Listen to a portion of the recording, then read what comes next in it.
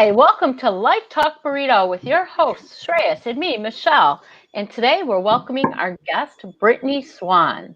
Hey, glad to be here. I'm so excited. Thank you very much, Brittney. And we are back for the new year, starting 2021 on an awesome note. And we're so excited, Brittney, to listen to all the amazing stuff that you have to share with us today, and probably some funny tidbits here and there to keep it really interesting for our audience worldwide. And yeah, the links are there. So connect with Brittney on our LinkedIn profile as well as Facebook. And so the first question, which this was one of the most frequently asked question, which is what was your biggest challenge in 2020? Because Brittney, you're also into the career space where you write professional resumes. So we'd like to know the both versions, so from Brittney as a person and Brittney as the professional resume writer. So what was your biggest challenge?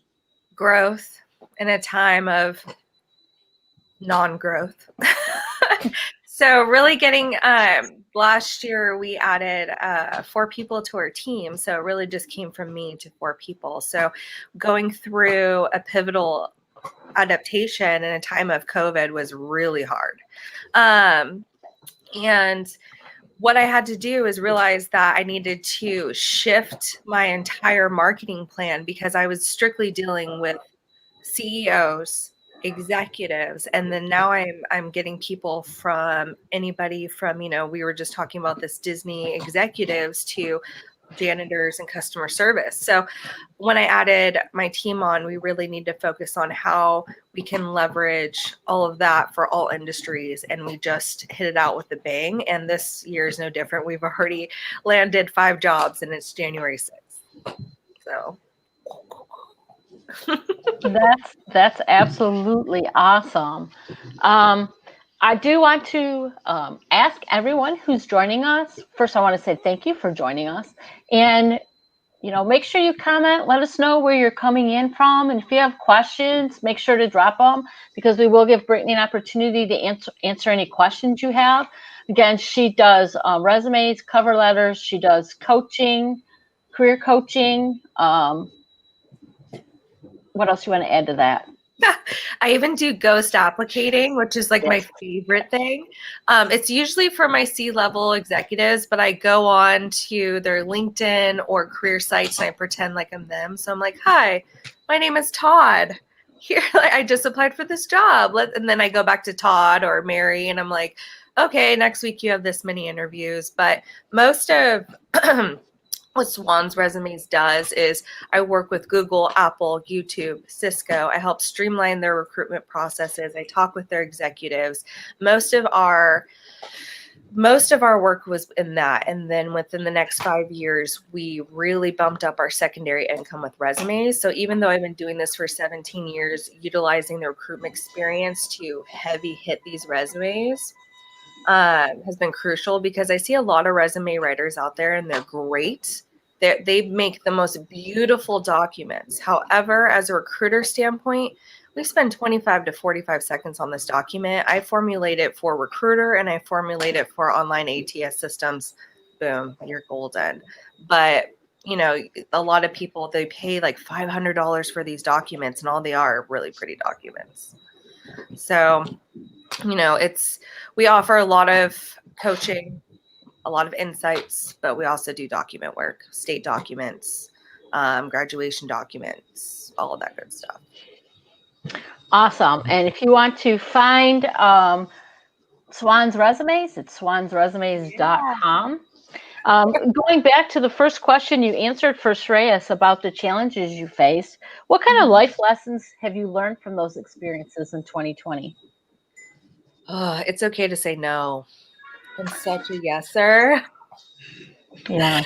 And I got to the point when we were giving out, you remember when I was giving out those 700 free 30-minute consultations and I started doing them all myself. Oh my God. I was literally working 18 hours a day. And then I was dealing with people from like Australia, and India, and the time zones are crazy. So we brought in a whole bunch of other people, other resume writers to help me, and I teamed up with them, which in return got them business, which is fine. But that was crazy, and that's when I realized that I was stupid and I needed to start saying no to people. And even after like people would buy a resume, they would still want hours of my time, and then I would tell them like, okay, book here, and they'd be like, I don't have money for that. And I'm like, am I working? You paid $150 for your document, not 20 days of my time. There's a big difference. So really leveraging and saying like, I am totally here to support you through the times of 9 to 5, Monday through Friday. And that's okay for me to say. When I see texts come in on my work phone at 10 o'clock at night, and it's like, I have a question about resumes. My first question is, why do you think I'm sitting here waiting for clients to text me at 10 o'clock at night? I'm a wife. I'm a mother. I don't get it. But people do that. I think because of technology, that when they're thinking of a question, I noticed that on other social media platforms, like with Facebook Messenger, I've gotten messages in the middle of the night. It's kind of like when they're thinking of it, they message you. So yeah, and no is something, that I learned last year. So you learned it earlier than me if we go chronologically by age, but stop it. So it's the age. I just look like I'm 12, guys. I swear I'm almost 40. But yeah, that's a lesson I think a lot of us need to learn, that it is okay to say no. It's very freeing and powerful to say no, because then your yeses mean that much more.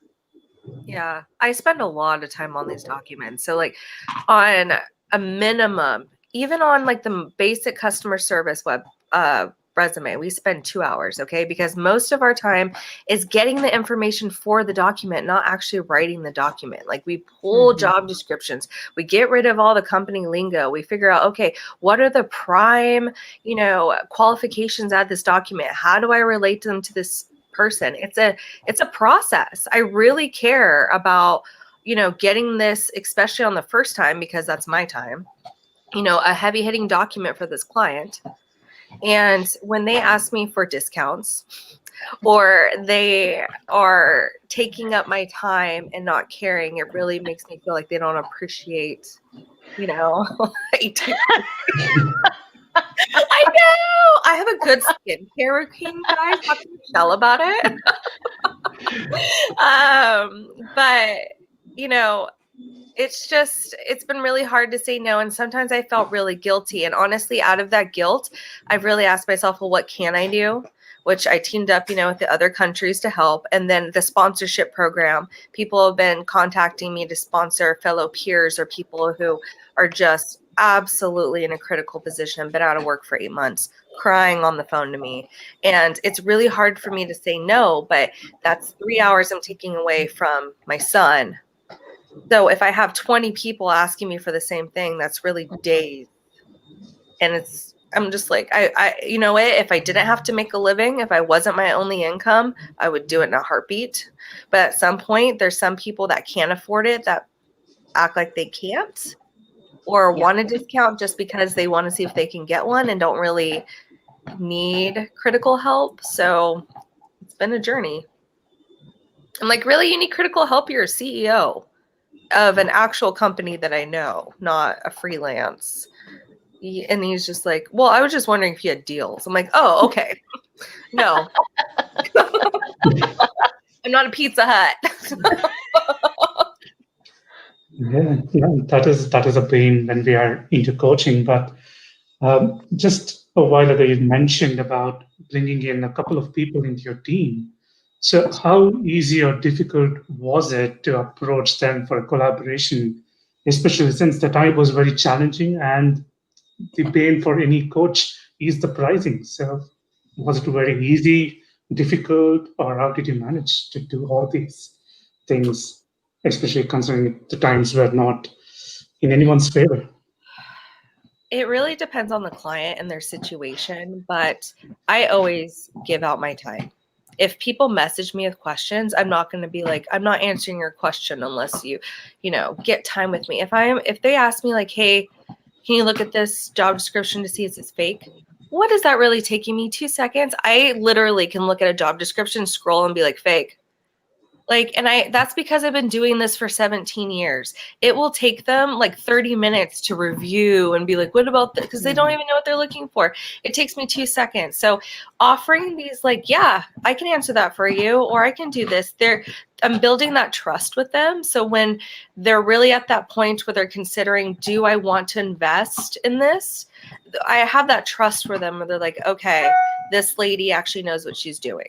There's so many times I'm on the phone with a client and I will tell them, you do not need this service. You do not need a cover letter. And I actually had one of my associates ask me, like, why are you talking them out of business? I'm not saying that that's bad, but why are you talking them out of business? And I said, I've gotten way more business by people trusting me and referring me than adding on a cover letter. And when they realize that that cover letter is doing them nothing, they're not going to pay me for any more services.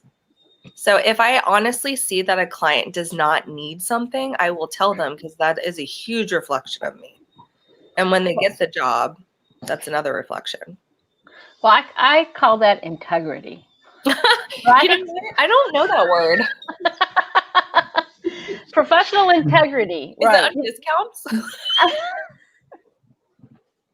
Yeah. It all boils down to the need and the want in the end. So if the need is right and it's time that you really have to go forward, I think people will be able to, or will be ready to spend, rather than saying spend, I think it is investment into their own future. That is what I call it. It's not the fees you're paying me, it's actually investing in your own betterment, it's for your own development. And you 100%, I can confidently say that if you're a great coach, then you'll be giving them 110% return on investment.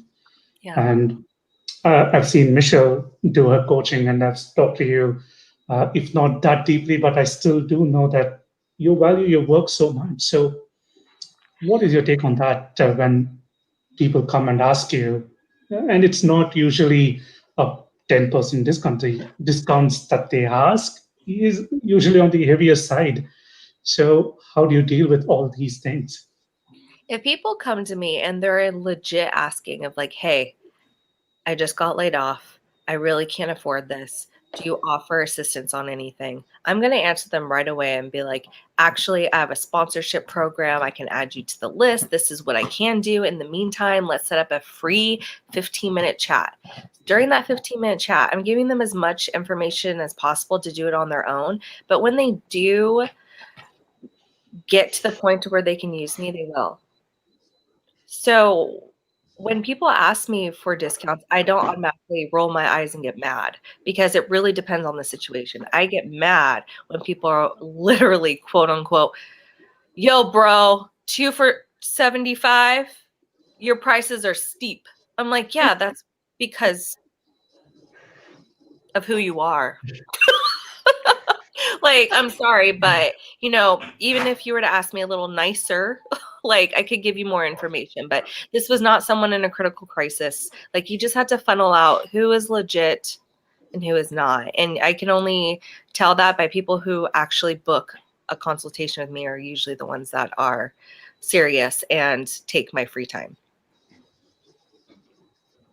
So I offer free time all the time. I'm not a Scrooge, but just don't, schedule 4 free 15-minute calls. I'm like, I did the math. You owe me $100.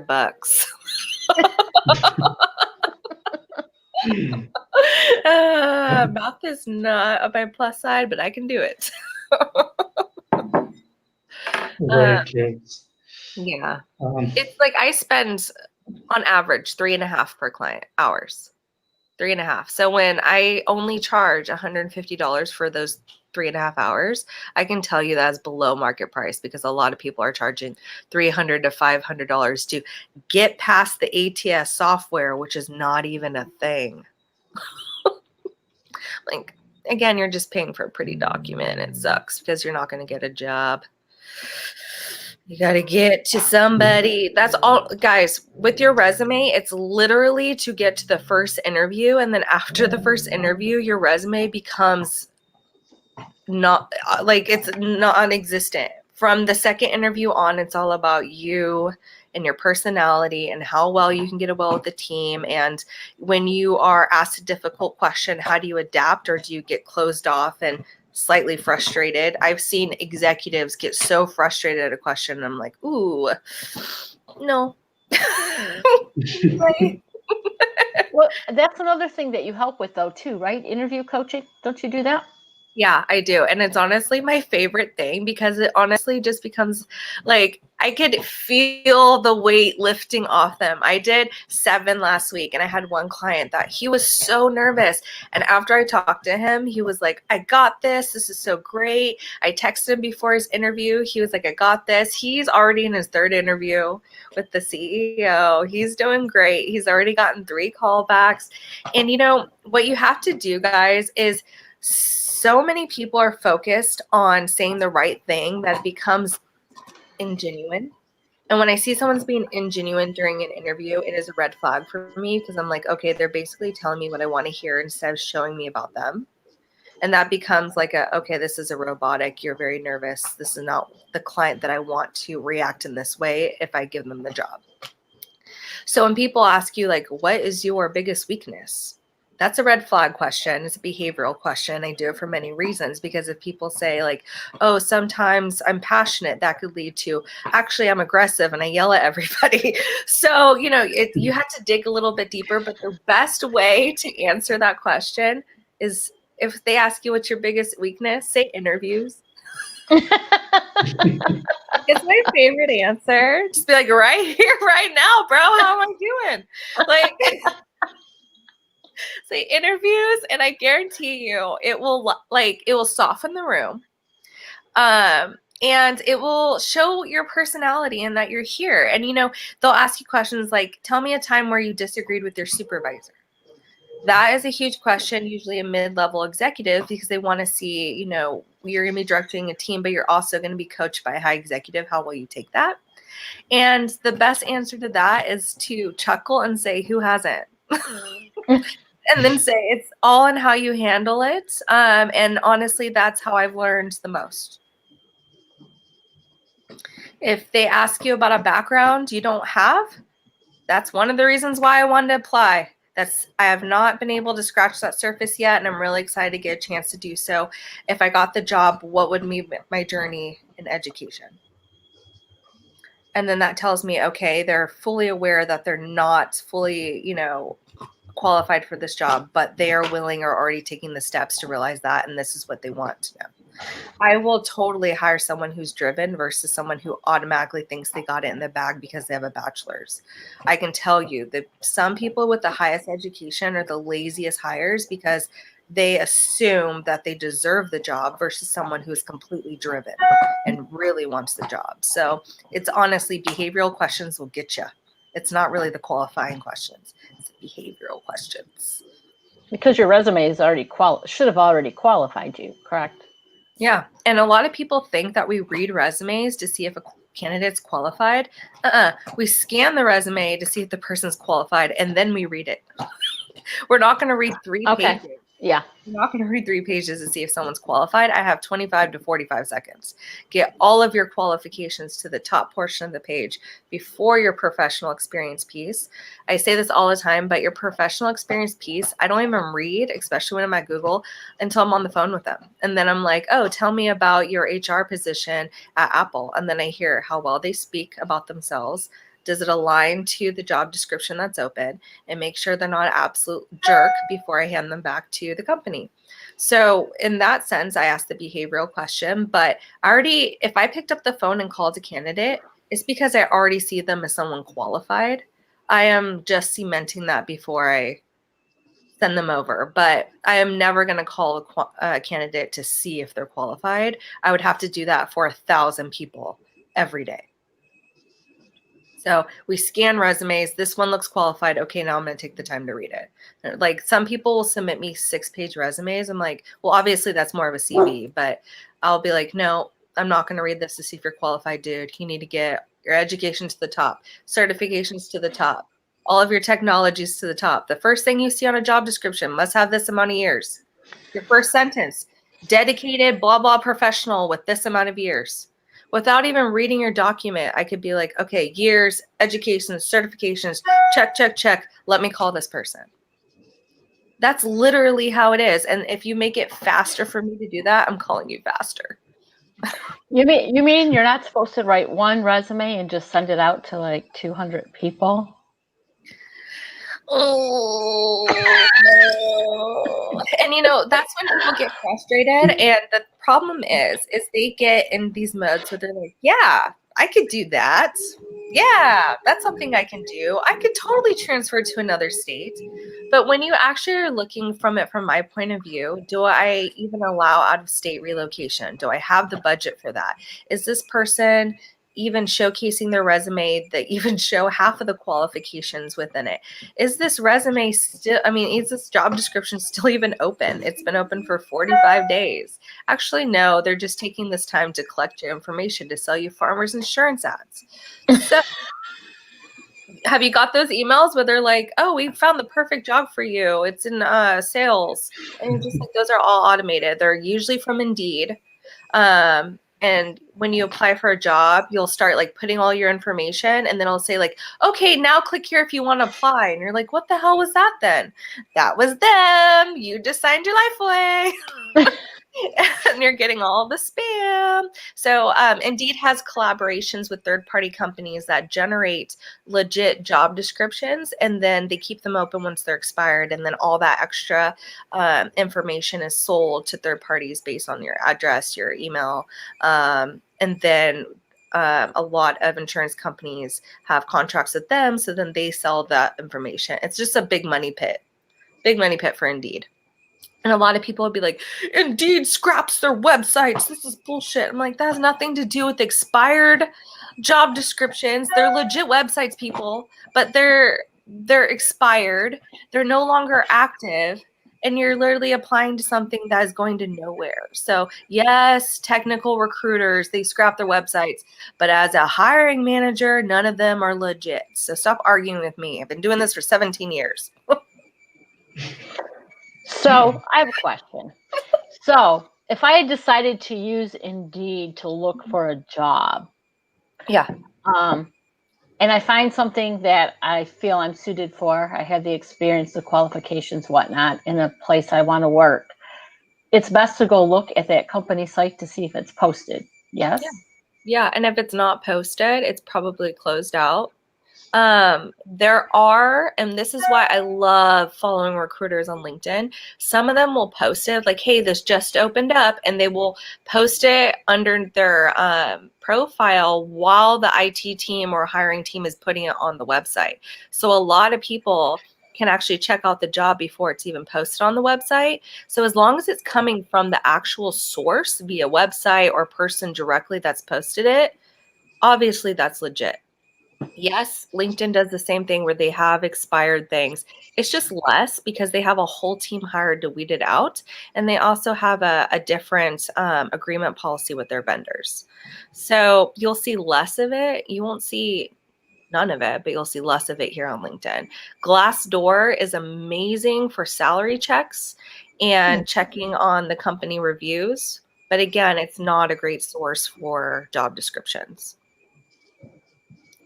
Okay. Yeah. To answer your question. Yes, you did answer my question very much so, and gave a little extra. Yeah. That's me. I'm extra. Does that mean We got it. for a job, right? Yeah. Are you secretly looking for a job? Me? Yeah. No, I'm looking for clients for coaching. I'm not looking for a job. I'm trying to help everybody get advice. Yeah.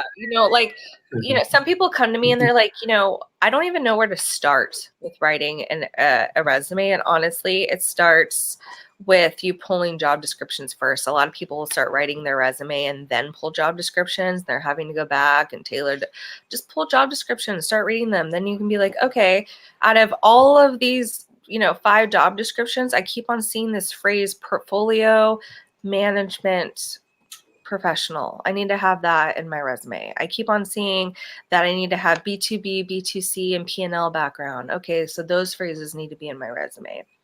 So making a list of qualifying attributes that you see within these job descriptions will help you when you're formulating your document on how to speak to yourself. Your top summary should only be 4 sentences at the most. The first sentence should be encompassment of your amount of years, and the last sentence should be telling the recruiter where you want to go. The middle of that is how you moved yourself within your career. So, when I had a contract with a large retailer that just went bankrupt, and I had to do 25 loss prevention resumes, okay? And when I talked to the recruiter and sent them the documents, she was astounded that every single document was different, even though these people all had the same job. And I said, let me tell you, they all have different, obviously, experiences as far as like their job background and education. But even more, even though they have the same job, they have different markets, they have different annual volumes, they have different staff numbers. Some people really loved doing their job with coaching as the main focus, and other people's were very operationally heavy. So when I'm formulating the document, even though they're all the same job, it's not all the same person. Right. This person might not really be into talent development, and they are redoing all of their operational structures. That person's very analytical. The other person's very empathetic. There's no way a resume writer should pump out the same document for people who are in the same role in the same company, because even their markets are different. Like New York would have a higher annual volume than Arizona. So then, this person's seeing 200 people and this person's only seeing 5. So it's really important that when you guys are using these stock resumes, or, you and your friend have the same job, that it's really still not the same document at all. That makes sense. Yeah, absolutely. So yeah, go ahead. Yeah, correct. I just wanted to touch upon LinkedIn, because we met because of LinkedIn. So what are your thoughts or your opinion of using your LinkedIn profile as a resume? Does it work? Does it capture the recruiter's attention? And do you have any chance of attracting job offers through LinkedIn profile as your resume? So LinkedIn lately has been a huge source of my passion, but also my frustration. So with your LinkedIn profile, it should mirror your resume as much as possible. You will see resume writers out there saying, don't post your resume for everyone to see because your LinkedIn profile is the same. Okay, so then it should hurt nothing? Or do you not want to see that you literally generated the same document for all 50 of your clients? So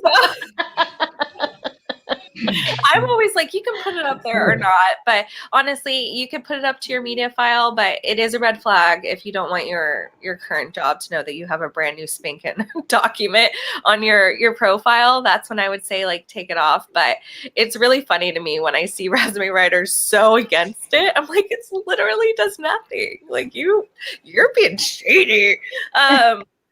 But for your LinkedIn profile, the most important section out of that entire area is honestly the section that gets looked under the most. It's skill sets and endorsements.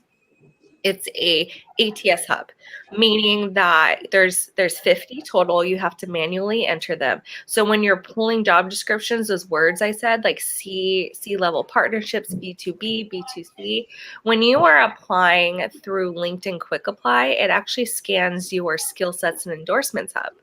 So instead of scanning your resume for those qualifying attributes, we will look at that area. And you can literally have a bare minimum profile, but as long as that skill sets and endorsement section is 100%, your quick applies, you'll be generating so many more hiring managers actually looking at your profile, looking at your application, and possibly reaching out to you.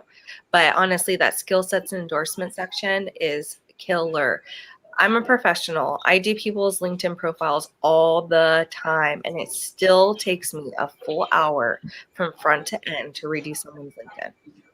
So if you're redoing your LinkedIn, it's not at least taking you like an hour and a half to do it. I can guarantee you're not going through every little section you need to. It's a lot. It's a lot of little sections. A lot of people don't realize that, you could literally tell recruiters up to 5 different types of jobs that you're looking for. You could put up 5 different areas, including remote, United States. Then you can go into actual towns and other states if you wanted to. That way, if you're looking for going to different states or countries, that could be listed. So when you're applying, it doesn't show that you're not within the area that the job description is looking for. Like, there's so many other things that you can do with your new LinkedIn profile that a lot of people don't realize. It's it's an amazing tool. Honestly, especially when I'm at YouTube, we will look at your resume and we immediately scope you out on LinkedIn. Immediately. I have a question, because what about, you talked about skill sets and endorsements, and there is so much BS in that area on LinkedIn. Hi, I'm doing you a favor. I'm endorsing you, so please go endorse me. So that's not the types of endorsements. It's literally just the ping words. I never look at the actual endorsement section where someone's like, I've been endorsed 47 times for customer service. Yeah. All of that's bullshit, guys. We don't look at that at all. I just want to see, when I click on it, the endorsement section that opens up, I want to see portfolio management experience. I want to see that you have Python. I want to see you have Tableau in there. I want to see that you have suite level experience. Like, that's what I'm looking for in that area. I'm not looking to see how many likes you have. This is not a popularity contest. Okay. I don't know one recruiter that actually looks at likes at all, but I do look at activity. And last month, I don't know if I told you this, Michele, I had a CEO client who paid me $600 to do something to his LinkedIn and spend time on it. I logged in. I didn't look through his messages, nothing. I looked at his activity. He said the most racist things I've ever seen in my life. I logged off, gave him a refund. So when you guys are looking at your LinkedIn profile or even at yourself, what are you saying? Because I could literally look at your activity and be like, wow, this person's a dick. I'm not hiring them. And, a lot of people think that, being aggressive within a job interview is a plus. It was in the 90s. It's not anymore. A lot of companies are like empathetic. How are you adapting to a lot of people's cultures, sensitivities, diversity, ethics, values? So coming there being a dick is not a plus. We're actually thinking, okay, this guy is going to leave this company, which is going to higher the cost. My retention is going to go down, and I'm going to have to be looking to replace this, open slot again within a couple of months. That's what it means to me. Sorry, my husband's leaving. That's what it means to me. So, a lot of people, when they get rejection, that just reminds me not to pivot, but when a lot of people get rejections, they get very frustrated thinking that they're not qualified. And honestly, that's not the half the time. Like, you apply to a job you're really happy about, but honestly, if they're already in the 3rd week, they're probably already found someone and they're in the final processes, and they have to legally keep the job description open. In California, they legally have to keep the job description open until it's closed. So, and in some states, if you have an internal position, you still have to put it on as an open position, even though you're only looking internal. So,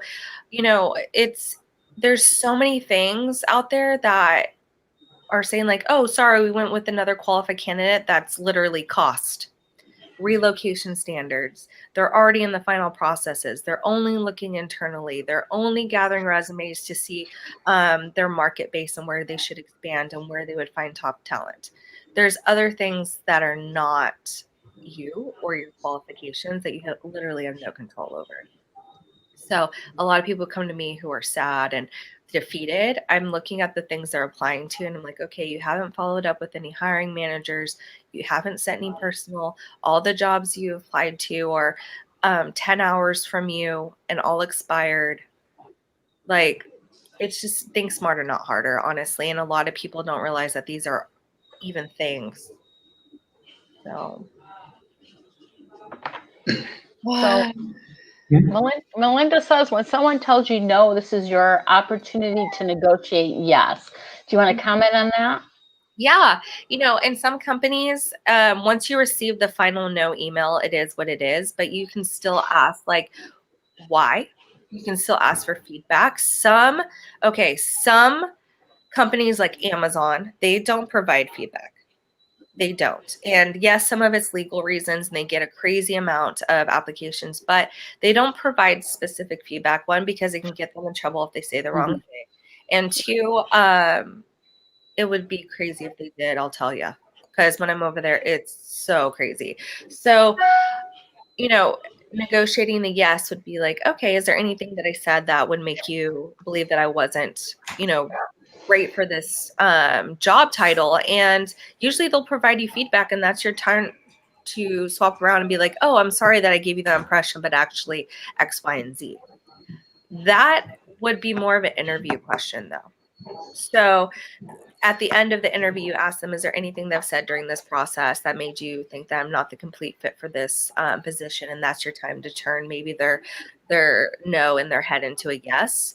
And a lot of my clients have turned a very awkward interview into a positive interview after that, because it's like, hey, this is what you thought. That's wrong with me. Actually, I didn't tell you this, this, and this. So not all companies will actually even reply to you after you've been rejected. So you can't always turn a no into a yes, but you can always try. There's nothing wrong with trying. But to get less of those no's, what you need to do, okay, is do what I did as far as like contacting the right job descriptions, the right times, really doing your research on what they're looking for. But after you apply to the job, reach out to the recruiting or hiring manager and say, hey, I'm reaching out to you because I just applied to this position within your company at this yada yada. Here are the documents I submitted directly. I would love to get a chance to talk to you next week. Brad. A lot of people send like 2 pages of like, just, I have 10 years of experience, blah, blah, blah, blah. Honestly, it almost looks like a scam ad. You get where you're like join my marketing event for $100 a month. And you're just like, wait. So a lot of people might just think it's that. But just keeping it sweet, a lot of people will be like, well, did you apply online first? And that kind of cuts that conversation right then and there. If that makes sense. Yeah. So just do what you can. Contact the right people. And honestly, I can guarantee you'll get an answer a lot faster of like, we're already in the final processes. Let me put you into, contact with this person, or I actually need a little more about your background. And then that's when you do your thing. You work at Beyonce. Very true. So communication and networking, I guess, are some of the key things that you should really look into going forward in 2021. So that brings us to the next question. So what is one thing that you'd like to change for yourself as a person and as a professional resume writer in 2021? Redirect my passion. I get very snarky and I get very involved emotionally when I see things online. Like, I see things like, oh, you should take off your looking to work banner because you'll look desperate. And I'm like, first of all, you're not a recruiter. Don't give advice on recruiting. Okay. Second of all, these people are desperate. Literally yesterday, I had a grown man bawling on the phone with me. Like, this is the reality. We are desperate. We are looking for jobs. I will never be like, oh my God, that person has a banner. Screw their 25 years of experience and a master's. What the hell? Like, this is stupid. And these people are getting like thousands of likes. And I'm like, now I'm literally, without exaggeration, getting people like, I am so confused. I'm getting all this misinformation. I'm putting my work banner on and then I'm putting my work banner off and then I'm doing this. And it's just, you think it's just a banner, but it's so much more to a person's frustration when they're being told they're doing something wrong, then they're being told to put it on.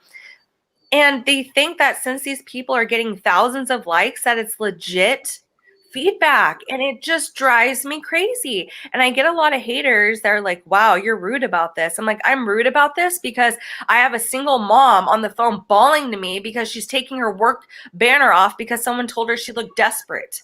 Like, let's get rid of this taboo desperate. We're in a pandemic. Yes. Some people can't afford to eat. Stop telling them that being desperate is a bad thing. Start telling them, hey, I have people within my 60,000 followers that can network and help you. Like, do something that's more. See, I'm getting passionate again. My answer is to be less passionate. Well, you said redirect, and that's probably better than be less. You originally said redirect. It really hurts my heart. And like, these people are just, and they'll do all these like PowerPoint templates, and they're like, don't look desperate in the workforce. I'm like, you are not even in the workforce. Stop it. Post something that actually makes sense out here. I'm just going to say that I probably know at least 1 or 2 coaches that can probably help you with that.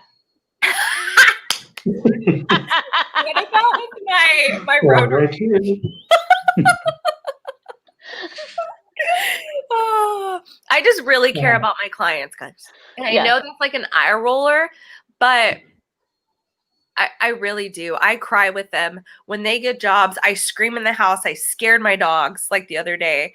Andrew, I scared my dogs. He told me I went to 3rd round. I was like, bah! No one else was here. My cats were like, what the fuck? Like, I get so hyped and excited. 42 people last month, guys. And that's with Christmas. That's with New Year's Eve. Like, I was so excited. I was hoping for 25, 42, and then 4 or 5 this month. I think it was 5 this month already. So I'm so excited. I just want to help people, y'all. And honestly, the more I help people, the more people are like, contact this girl. And the more that people are like, contact this girl, I can add people to my team. I'm hoping that if we can add 2 more people to my team this year, we'll generate a little over $500,000 this year alone. That's awesome. A lot of people contact me thinking I'm just little old me sitting on my couch, which I am, but I actually run a freaking business. And when people are like, hey, I have a question, I'm going to call you in 15. I'm like, I'm on a Zoom call with Apple. No, you need to schedule with me, guys. And they're like, I called you, you didn't answer. Correct. I'm on the phone, just like I was with you. That's why you see my emails coming in at 1 a.m. because I'm working a lot. Okay, Melinda has a question. How do we redirect ourselves talent during this new normal? Yes. I love this question. Occupational pivots are my absolute talent. Look for the common variables. A lot of people don't realize that operational functions get you to so many places. You've trained people. Guess what? You can do that in any industry. Okay. You streamline operations to make them work better. That happens in any industry. You make clients happy. That happens in any industry. Look for the common variables, and it's easy pivots right now, without saying names because I have a huge confidentiality. But I have one person who's doing a crazy pivot. They have a background in health. They work at Taco Bell. They want to get in law enforcement. I love this. I live for this. Because when they see their documents, they're like, holy shit, this is me. And I go, this is you. Like, that's like my favorite thing is when people look at their documents and they're like, oh my God, like I do all this. And I'm like, yeah. So, look for the common factors. Look for what did I do that's transferable. And I know that's like empty words, but when you pull the job descriptions, like I suggested, it will give you those ideas. You'll start seeing those things of like, a lot of people, especially of higher ups, will push back on me and be like, I don't need to put MS Word on my document as a skill set under technologies. And I'm like, I have CEOs that can't even put a Word document into PDF because their assistants do everything for them. And as a recruiter, I know this. That's why it's on the job description as a non-negotiable. If it's on the job description, it's on the job description for a reason.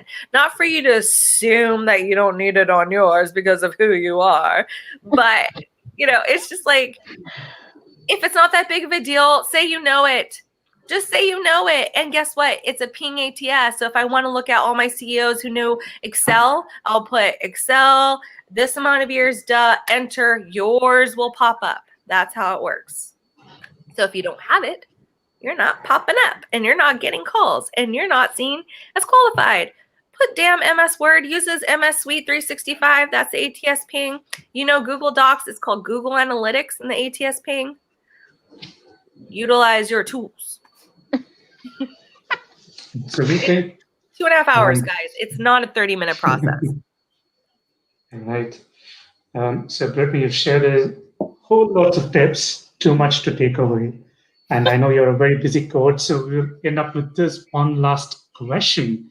So if I ask legacy of Brittney Swan, your response would be?